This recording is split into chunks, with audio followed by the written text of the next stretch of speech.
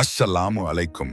மனிதர்கள் உளு அப்தசு செய்வதன் மூலம் பல நன்மைகளை பெறுவதாக சமீபத்திய ஆராய்ச்சிகள் கண்டறிந்துள்ளன. முகம், கைகள் ஆகியவற்றை கழுவும் போது மனிதர்களின் பயம் நீங்குவதுடன் அவர்களின் தவறுகளின் மனரீதியான தாக்கமும் நீக்கப்படுவதாக உளவியல் நிபுணர்கள் கூறுகின்றனர். ஒவ்வொரு நாளும் 5 வேளை தொழுகைக்கு முன்பு உளு செய்யப்படுகிறது. தன்னை படைத்து பரிபாலிக்கும் கடவுளை வணங்குவதற்கு முன்பு ஒரு மனிதன் தனது உடலை இவ்வளவு சுத்தப்படுத்தி புனிதப்படுத்தும் ஒரே மதம் இஸ்லாம் மட்டுமே. மனிதன் அவ்வப்போது கைகால்களை கழுவுவதன் மூலம், அதாவது உளு செய்வதன் மூலம், உடலின் வெளிப்புறத்தில் காணப்படும் பாக்டீரியாக்களை அழித்து தோலின் நெகிழ்ச்சித்தன்மையை பேணுவதாக விஞ்ஞானிகள் கண்டறிந்துள்ளனர். கைகள், கால்கள், முகம், மூக்கு, வாய் போன்ற உறுப்புகளில் இருந்து மில்லியன் கணக்கான கிருமிகளையும் வைரசுகளையும் ஒரே உளு மூலம் நீக்க முடியும்.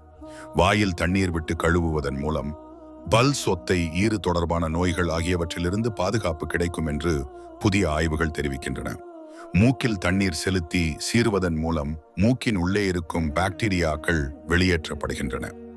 முகம் கழுவுவதால் முகத்தோலுக்கு புத்துணர்ச்சியும் அழகும் கிடைப்பதுடன் கண்களில் உள்ள தூசி, கிருமிகள் ஆகியவற்றிலிருந்து விடுதலை கிடைக்கிறது என்பது பல ஆய்வுகளால் நிரூபிக்கப்பட்ட உண்மை. அதேபோல கால்களை கழுவி தேய்ப்பதன் மூலம் பல நோய்களிலிருந்து தோலை பாதுகாக்க முடிகிறது.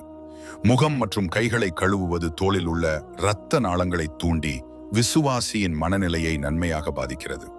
புனித குரானில் சூரத் தப்பா மற்றும் சூரத் பஹரா மூலம் அல்லாஹ் கூறுகிறான், வல்லாஹுல் முதஹிர், அல்லாஹ் தூய்மையானவர்களை விரும்புகிறான். அல்லாஹ் சுப்ஹானஹு வதாலா தனது படைப்புகளிடம் மிகுந்த கருணையும் அன்பும் கொண்டவன். இவ்வாறு தனது படைப்புகள் எப்போதும் ஆரோக்கியமாக இருக்க வேண்டும், பலவித நோய்களிலிருந்து பாதுகாப்பு பெற வேண்டும் என்று கருணையாளனான அல்லாஹ் விரும்புவதால் உளு என்ற மகத்தான செயலை தனது படைப்புகளுக்கு செய்யுமாறு கட்டளையிட்டுள்ளான் என்பதை நாம் புரிந்து கொள்ளலாம். நமது எல்லா நோய்களையும் அல்லாஹ் குணப்படுத்தி ஆசீர்வதிக்கட்டும்.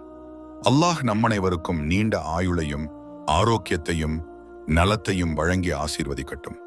அல்லாஹ் நம்மனைவருக்கும் நன்மையையும் பரக்கத்தையும் தந்து ஆசீர்வதிக்கட்டும். ஆமீன்.